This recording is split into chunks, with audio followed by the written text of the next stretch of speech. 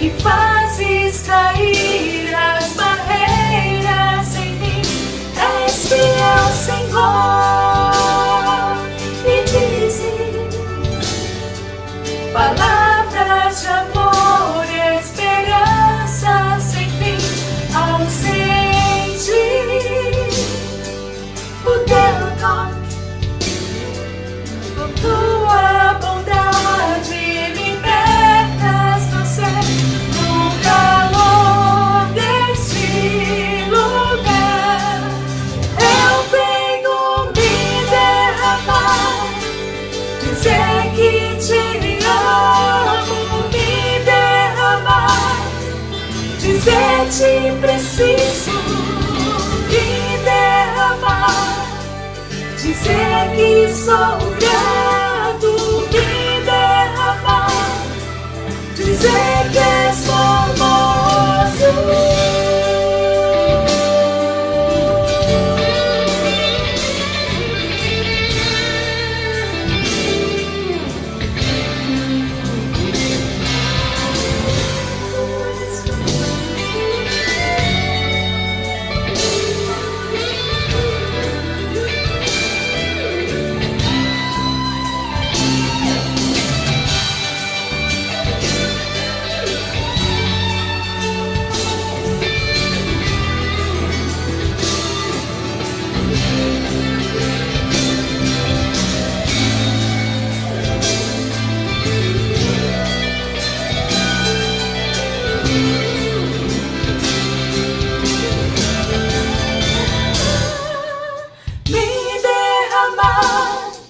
Dizer que te amo, me derramar, dizer te preciso, me derramar, dizer te sou grato, me derramar, dizer que és formoso, me derramar, dizer que te amo, me derramar, dizer te preciso, me derramar, dizer te sou grato, me derramar, dizer que és formoso.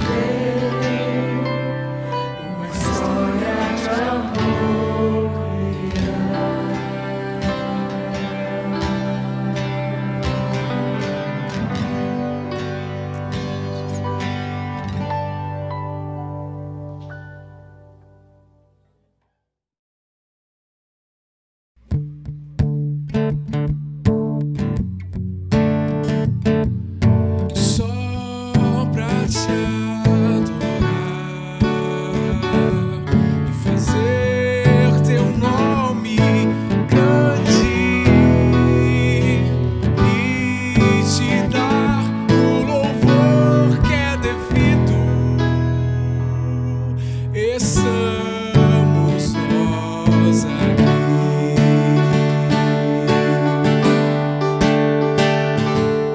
Jesus, em tua presença, reunimos-nos aqui, contemplamos tua face e rendemos-nos a ti, pois um dia a tua morte trouxe vida a todos nós e nos deu completo acesso ao coração do Pai. O véu que separava já não separa mais, a luz que outrora apagada agora brilha e cada dia brilha mais. Só pra te adorar e fazer teu nome grande e te dar o louvor que é devido. Estamos nós aqui só pra te adorar e fazer teu nome grande e te dar o louvor que é devido.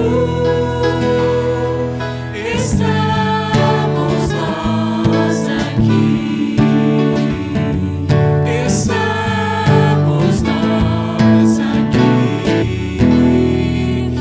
Estamos nós aqui. Estamos nós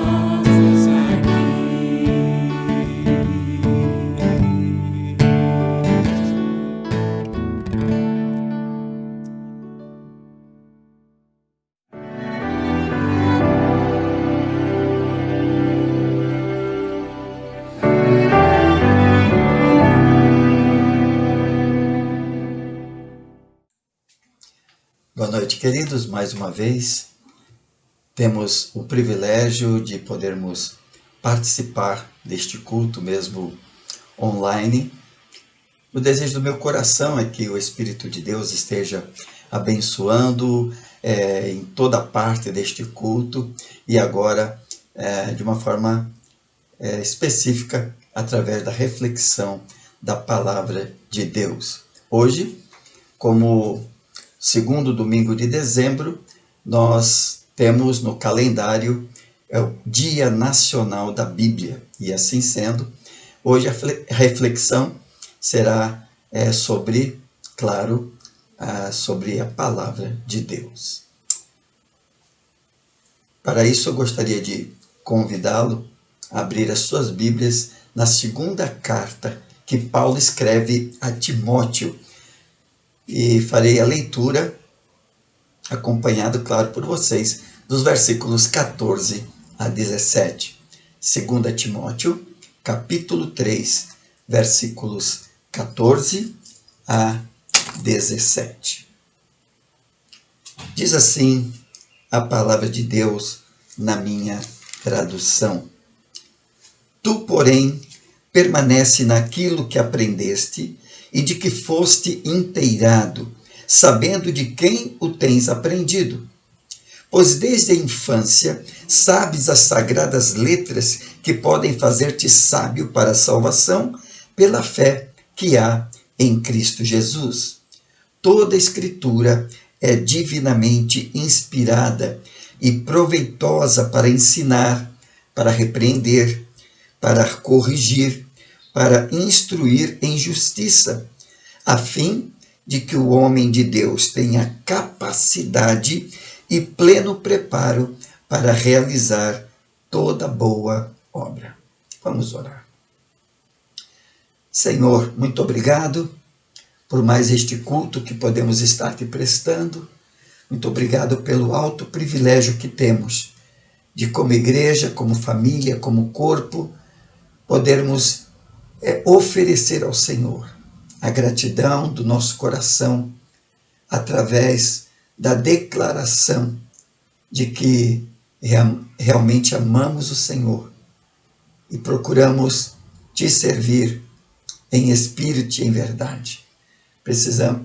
Procuramos te adorar em espírito e em verdade. Ó Deus, que nesse momento o Senhor possa estar trabalhando em cada coração, a começar do meu coração, para podermos entender de uma forma muito clara o porquê, para que o Senhor deixou a tua palavra, para que aquele que nela crê, aquele que em Jesus crê, possa praticá-la, vivê-la e compartilhá-la. É o meu desejo, é a minha oração, que o Senhor mesmo esteja pelo teu Espírito, iluminando as nossas mentes, para entendermos a tua mensagem. Em nome de Jesus. Amém. Bem, queridos, como disse, eu queria estar pensando nesta noite sobre o tema para que Bíblia? Qual a utilidade? Qual é a finalidade para o crente? Paulo está escrevendo a Timóteo, alertando para as consequências de quem realmente decidiu andar com Deus. Hoje muitos confundem o que é ser servo com ser membro de igreja. Por serem membros de uma igreja, fazerem parte de um hall de membros da igreja, eles entendem ser servo de Deus, mas infelizmente as suas atitudes não demonstram realmente esse serviço, essa predisposição em ser servo. Muitos conhecem os fatos relacionados à vida cristã e até admiram, mas não querem se expor a uma vida compromissada. Até participam daquilo que gostam e até que querem. Eu gosto disso, eu gosto de cantar, eu gosto de fazer isso, mas não querem um compromisso de servo ao Senhor da palavra. Paulo está instruindo Timóteo sobre o que ele precisava saber do que está acontecendo, do que estaria acontecendo no seio da igreja, sobre a inclinação do coração do homem, não daquele homem que está fora da igreja, mas ele está alertando para aqueles que estão dentro da igreja o que estaria acontecendo nos últimos dias. Veja o que ele diz no versículo 1 do capítulo 3. Sabe, porém, que nos últimos dias haverá tempos difíceis. Paulo está falando sobre os tempos difíceis dos últimos dias e como os homens seriam.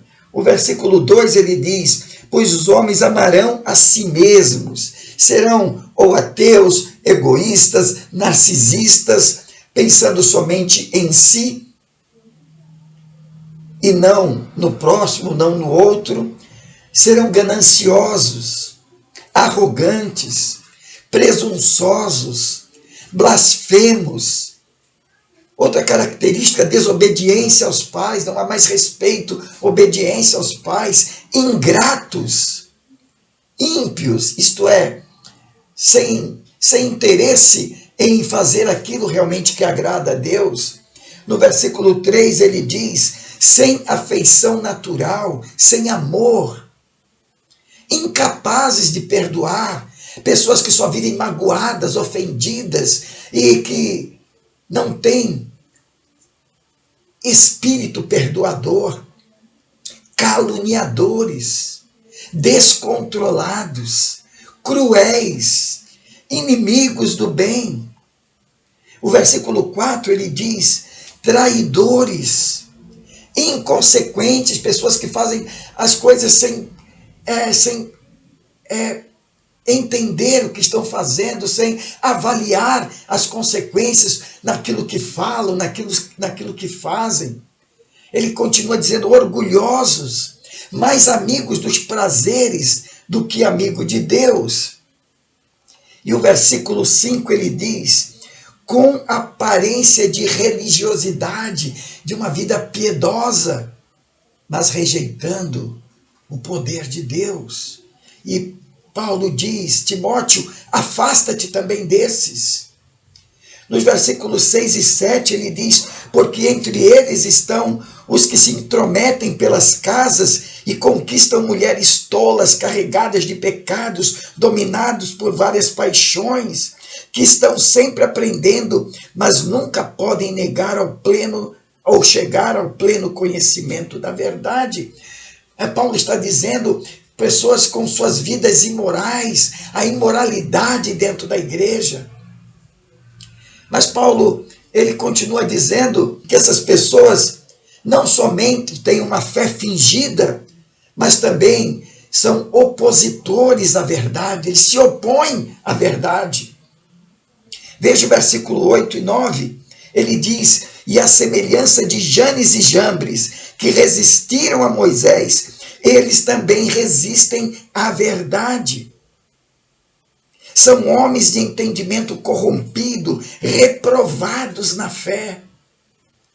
Mas ele continua dizendo: mas eles não irão adiante, pois sua insensatez será revelada a todos, assim como aconteceu com aqueles. Paulo está dizendo: olha, da mesma maneira como aconteceu a Janes e Jambres, aqueles magos feiticeiros de Faraó, também acontecerá com todo aquele que não somente tem uma fé fingida, mas aqueles que se opõem à verdade, que se colocam como opositores àquilo que a palavra de Deus ensina. A Bíblia diz que esses homens são corrompidos de entendimento, já foram reprovados em sua fé, e eles não irão adiante. Mas Paulo também está falando com Timóteo, dizendo, Paulo está instruindo Timóteo sobre não somente o que ele precisava saber, mas Paulo está instruindo Timóteo sobre o que ele precisava ver. Veja, nos versículos 10 a 13, ele começa dizendo: tu, porém. O que Paulo está dizendo é: tu, Timóteo. É uma exortação, é uma chamada à individualidade. O que Paulo está dizendo é que essa responsabilidade é uma responsabilidade pessoal e não compartilhada. Cada pessoa que faz parte do corpo de Cristo tem sua função, e Deus vai pedir conta da minha parte, da função que eu exerci, da tua parte, da função que você exerceu, o que ele requereu de você, com o dom que ele te capacitou. Paulo, escrevendo aos Romanos, no capítulo 14, versículo 12, ele diz assim: cada um dará conta de si mesmo a Deus. Eu vou dar contas de mim mesmo. Eu não vou prestar conta pelos meus filhos, nem pela minha esposa, nem meus filhos por mim. Cada um vai prestar conta daquilo que fez com o talento, daquilo que fez com aquilo que Deus colocou em suas mãos. 1 Timóteo 4,16, na primeira carta, Paulo disse a Timóteo: tem cuidado de ti mesmo e do ensino, da doutrina. Cuide de ti mesmo, porque você vai ter que um dia prestar conta diante de Deus. E ele diz: tu, porém, tens observado, tens seguido de perto. Eu acho bem interessante isso que Paulo está dizendo. Tu tens observado, não de binóculo, mas Timóteo era alguém que estava junto com Paulo, observando o que Paulo fazia, observando o que Paulo falava, observando como Paulo vivia. Paulo está dizendo: tu tens observado. E mais uma vez eu quero enfatizar que, assim como eu, você também foi chamado para ser servo. E eu posso ajudar, eu posso orar, eu posso até sustentar um obreiro, alguém de longe, mas servir só de perto. É bem interessante isso. Há muitos anos atrás eu ouvi alguém falar: você já viu um garçom? O garçom, para servir, ele tem que estar do lado. Ele não joga talher, ele não joga prato. Ele vai e coloca do lado da pessoa, na frente da pessoa. Ele está ali do lado para servir. Infelizmente, muitos hoje que se dizem cristãos estão tão longe que já não conseguem mais enxergar as pegadas de Jesus, não conseguem mais enxergar o caminho que o Senhor preparou para que ele andasse. Se acomodou, está vivendo aí de uma maneira totalmente diferente. Não vê no seu mestre, não vê nas lideranças o exemplo que deve ser seguido. E Paulo continua dizendo: tu, porém, tens observado, seguido de perto, o quê? Ele diz: a minha doutrina, o meu modo de viver. Ele diz: o meu procedimento, as minhas intenções. Você conhece, você tem convivido comigo, você sabe qual tem sido o meu procedimento, qual tem sido a minha intenção, a minha fé, a minha paciência, o meu amor, a perseverança. E não somente isso, no versículo 11 ele diz: as minhas perseguições e aflições que sofri, aquilo que eu sofri com perseguições, aflições, sofrimentos. Por quê? Justamente por causa do seu procedimento, a sua intenção, a sua fé, o seu amor por Jesus Cristo. E a consequência, ele diz no versículo 12, ele diz: na verdade, todos que querem viver uma vida piedosa em Cristo Jesus sofrerão perseguições. O modo de viver de um cristão genuíno, que vive na sua integridade, na sua honestidade, incomoda a todos que optam por viver uma vida desregrada, que não querem viver nessa perspectiva. Mas Paulo diz no versículo 13: mas os homens maus e impostores irão de mal a pior, enganando e sendo enganados. Ele está dizendo que o fim dessas pessoas que têm trazido sofrimento, aflição, o fim deles está decretado. Eles irão de mal a pior. Eles estão enganando, mas também serão enganados.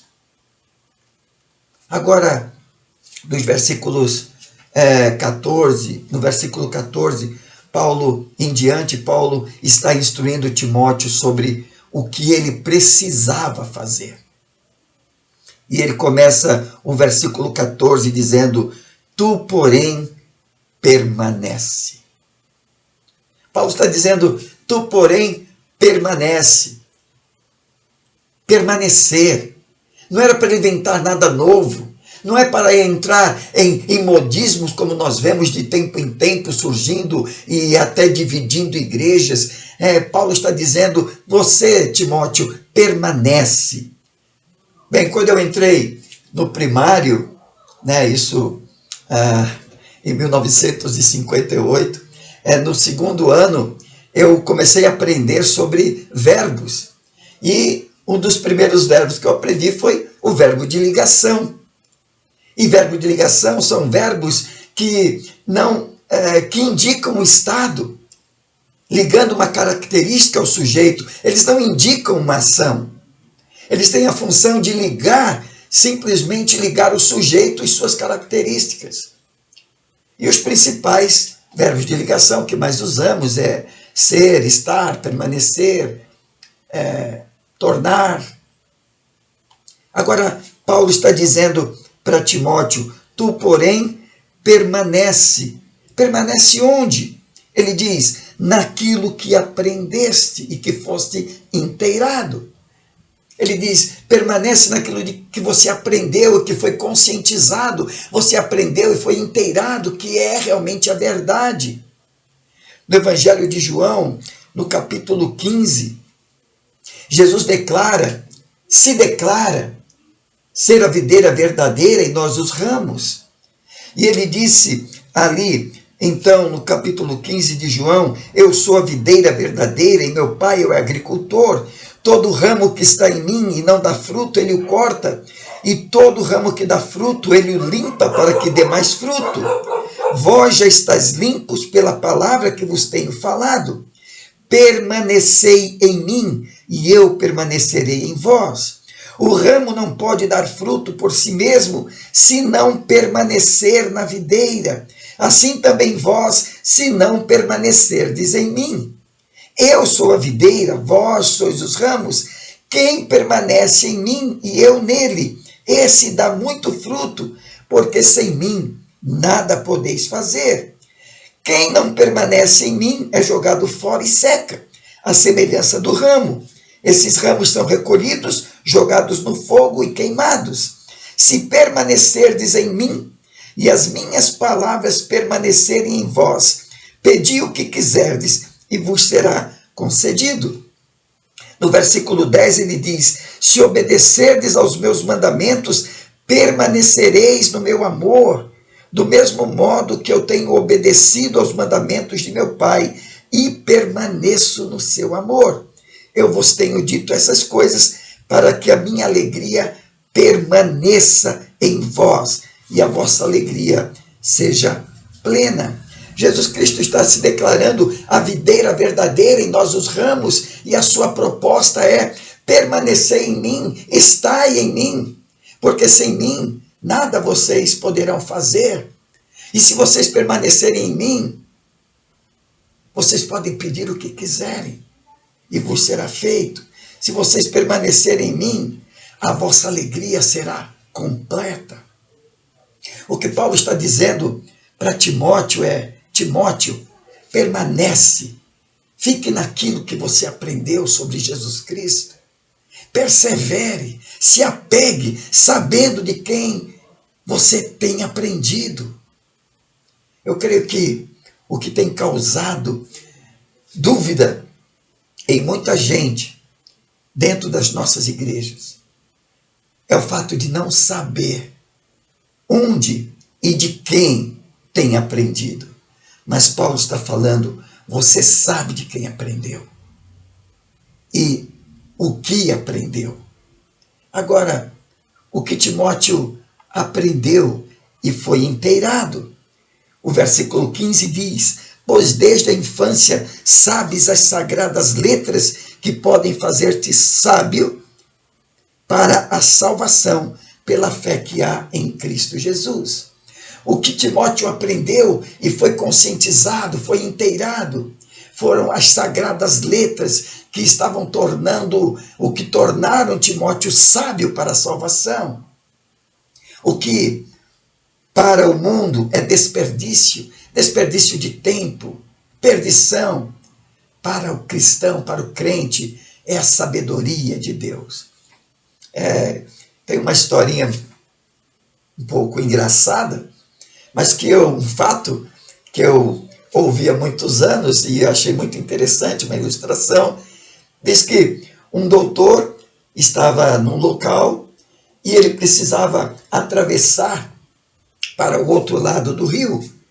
Então ele convocou um homem simples, um que chamamos de caipira, e então, para que com o seu barco o levasse para o outro lado da margem. O rio era um tanto largo, e então aquele doutor entrou no barco e o caipira começou a remar.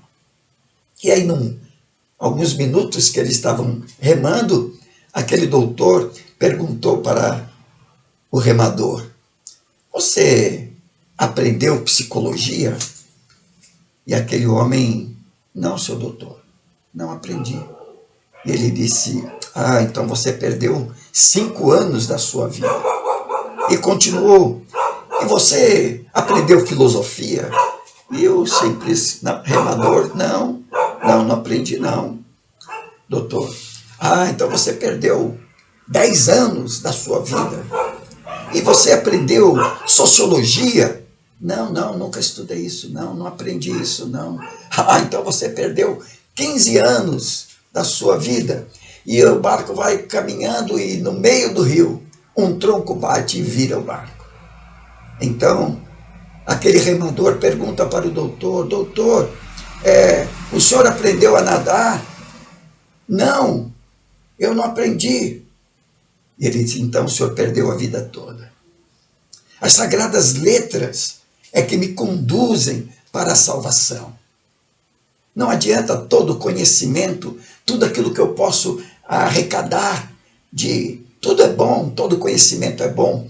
Como dizia o meu professor no seminário, Dr. Valdir Luz, todo conhecimento que você pode ter, tenha para a glória de Deus, para que através dele Deus seja glorificado. Mas é através das sagradas letras, da palavra de Deus, que em Cristo Jesus eu sou conduzido à salvação. A palavra de Deus é o manual deixado pelo Criador para que a criatura pudesse observar todas as instruções de como pode ter um relacionamento perfeito de amor e paz com Ele e com o seu próximo.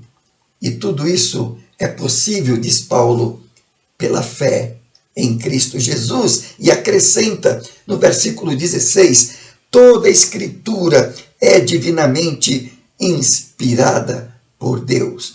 Toda a Escritura é divinamente inspirada por Deus. Isto é, toda a Escritura foi soprada por Deus, estava no coração de Deus e tem todos os ingredientes que compõem o sucesso de uma vida com Ele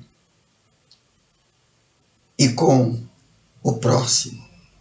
Deus, então, revela a sua utilidade. Por que Deus nos deixou a sua palavra escrita? Para que ela é proveitosa? E ele, então, diz, toda a Escritura é divinamente inspirada e proveitosa para ensinar.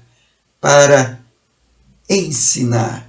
Isto é, para instruir, para que eu possa receber instruções e conhecimentos. Romanos 15, 4, Paulo diz, tudo que no passado foi escrito para o nosso ensino foi escrito. E nas Escrituras eu vou aprender, ela me ensina como devo amar, como devo perdoar, como devo me relacionar com Deus, com meus parentes, com o meu próximo.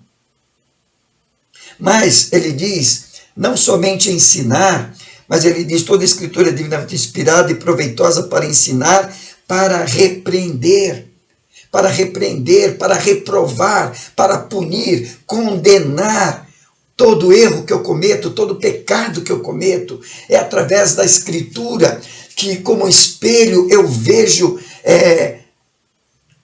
diante da santidade de Deus a minha pecaminosidade.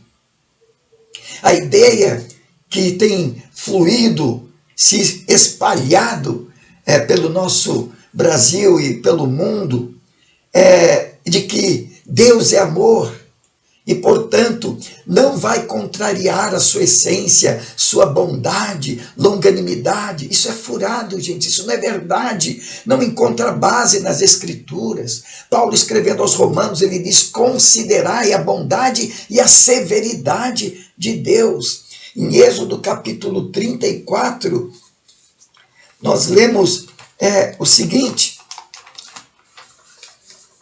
versículos 6 e 7, Êxodo 34, versos 6 e 7. Tendo o Senhor passado diante de Moisés, proclamou, Senhor, Senhor, Deus misericordioso e compassivo, tardio em irar-se e cheio de bondade e de fidelidade, que usa de bondade com milhares, que perdoa a maldade, a transgressão e o pecado, que de maneira alguma considera inocente quem é culpado. Deus não está preocupado se eu fiquei magoado, se eu fiquei ofendido com o que a palavra declara. A Bíblia, ela não somente ensina, mas ela é um instrumento de Deus para me repreender, para mostrar onde eu estou errado. E a palavra de Deus, ela diz que a repreensão é o caminho da vida. Mas não somente a repreensão, o texto continua dizendo para corrigir. A Bíblia também não somente ensina, repreende, mas ela corrige as minhas faltas. Ela me mostra o caminho de volta. Ela me mostra como voltar à sobriedade, como o Espírito escreveu à igreja de Éfeso no livro de Apocalipse, no capítulo 2, versículo 5. Lembra-te de onde caíste, arrepende-te e volta à prática das primeiras obras. Ela mostra qual é o caminho de volta, o caminho do arrependimento, o caminho de uma mudança radical na minha vida. Mas não somente ensina, repreende, corrige, mas também, diz Paulo, para instruir em justiça, para educar na justiça, para me treinar na justiça, para me disciplinar na justiça. É a palavra de Deus, é a Bíblia que me ensina a maneira certa de viver. Hoje nós vemos que muitas pessoas são ensinadas, mas mesmo ensinadas, elas não vivem, elas não são disciplinadas, elas não vivem aquilo que elas aprenderam. Eu já contei em outra reflexão o exemplo do pastor Stuart Briscoe, que quando foi se alistar para a Segunda Guerra, ele viu o uniforme dos fuzileiros navais e ele entendeu que aquela arma era onde ele deveria se alistar, pela beleza do uniforme. Então, depois de meses de treinamento, sofrimento, ele chegou para o oficial e perguntou: quando que eu vou poder usar aquele uniforme que eu vi? E o oficial respondeu: quando você tiver o caráter, o espírito e a disciplina de um mariner, de um fuzileiro naval. Concluindo, Paulo, no versículo 17, ele conclui mostrando a Timóteo qual a razão, qual a finalidade de tudo isso, qual a finalidade de Deus ter nos deixado a sua palavra. Ele diz: qual a finalidade de me manter firme, de permanecer naquilo que aprendi? Qual a importância da palavra de Deus na vida de um crente, na minha vida? E ele diz: a fim de que o homem de Deus seja ou tenha capacidade e pleno preparo. A fim, por que Deus deixou a sua palavra? Para que eu seja plenamente competente, para que através da palavra, e não dos meus conhecimentos, dos cursos que eu tenho, mas através da palavra de Deus, eu me torne plenamente competente, preparado, equipado, habilitado para realizar aquilo que Deus deseja que eu realize. Interessante que Paulo, escrevendo aos Colossenses, no capítulo 1, versículo 28, diz que ele estava anunciando Cristo, a esperança da glória, e ele diz: a ele anunciamos, aconselhando e ensinando todo homem com toda a sabedoria, para que apresentemos todo homem perfeito em Cristo, isto é, preparado, habilitado, equipado para realizar a obra de Deus. O versículos 2 a 4 de Tiago, capítulo 1, diz: meus irmãos, considerai motivo de grande alegria o fato de passardes por várias provações, sabendo que a prova da vossa fé produz perseverança, e a perseverança deve ter ação perfeita. Para quê? Para que sejais aperfeiçoados e completos, sem vos faltar coisa alguma. Paulo está dizendo, a fim de que o homem de Deus tenha capacidade e pleno preparo. Para quê? Para realizar toda boa obra. Para realizar toda boa obra. Eu tenho dito que não há nenhum fundamento bíblico para membro de igreja, e sim para membro do corpo de Cristo. E muitas pessoas que fazem parte da membresia da igreja, infelizmente, não fazem parte do corpo de Cristo. Por isso que lá em Mateus, capítulo 7, versículos 21 a 23, naquele grande dia do julgamento, Jesus disse que muitos vão chegar diante dele dizendo, Senhor, Senhor, em teu nome fizemos maravilhas, em teu nome expulsamos demônios, em teu nome. E Jesus vai dizer, nunca te conheci, apartai-vos de mim. Então, para os servos de Deus, para os membros do corpo de Cristo, a Bíblia foi escrita, ensinando, repreendendo, corrigindo e disciplinando para serem úteis, preparados para toda boa obra, qualquer obra que o Senhor realmente determinar. Para isso, Deus deixou a mim, deixou a você a sua palavra escrita. Que Deus te abençoe. Vamos orar.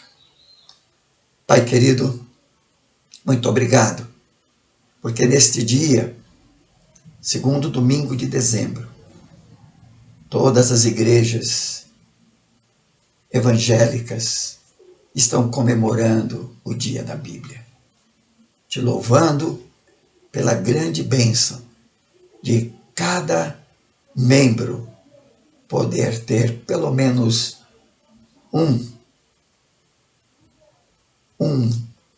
uma porção da tua palavra. Muito obrigado, Senhor. Muito obrigado, porque hoje nós podemos entender o porquê e para que o Senhor nos deixou esta palavra. Ó Pai, que haja em meu coração, em cada coração que nesta noite está participando conosco deste culto, que haja interesse, desejo, fome, como diz Jeremias no capítulo 15, 16, achada tuas palavras, logo as comi, elas foram para mim gozo e alegria, para o meu coração, porque sou chamado pelo teu nome. Ó Deus, que essa seja uma realidade na vida de cada membro do teu corpo, para que através dela esteja sendo ensinado,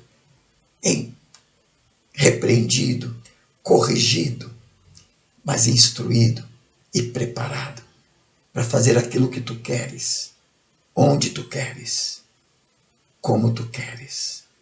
É a minha oração em nome de Jesus. E que a graça do nosso Senhor e Salvador Jesus Cristo, o amor de Deus nosso Pai e a comunhão do Espírito sejam com a tua igreja, hoje e para sempre. Amém. Que Deus te abençoe em nome de Jesus.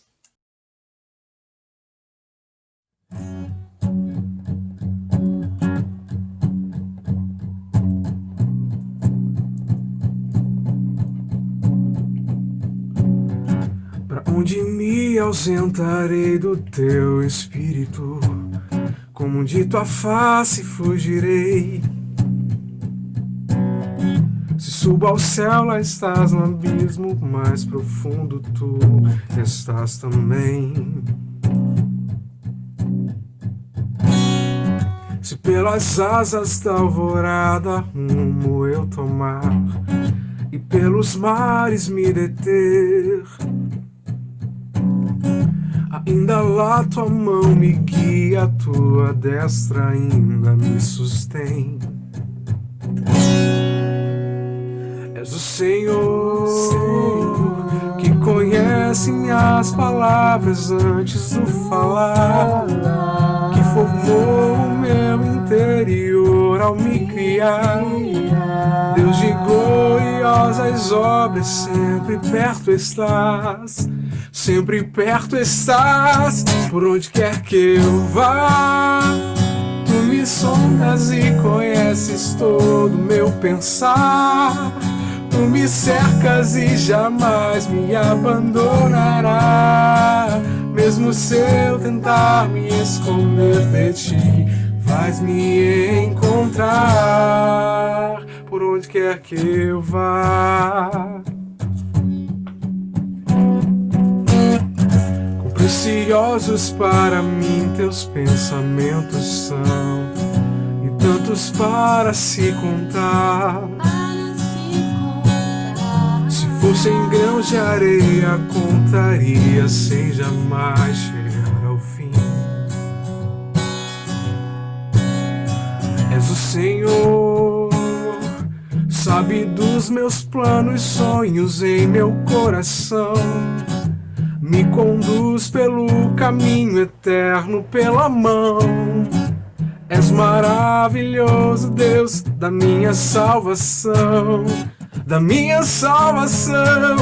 Por onde quer que eu vá, tu me sondas e conheces todo o meu pensar. Tu me cercas e jamais me abandonará. Mesmo se eu tentar me esconder de ti, vais me encontrar por onde quer que eu vá.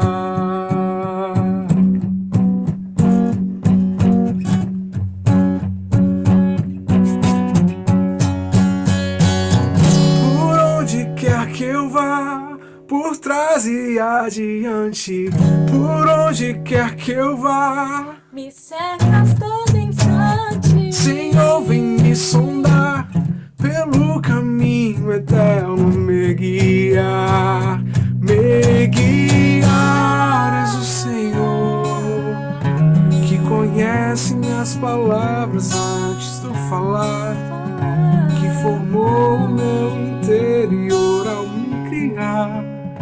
Deus de gloriosas obras, sempre perto estás, sempre perto estás, por onde quer que eu vá.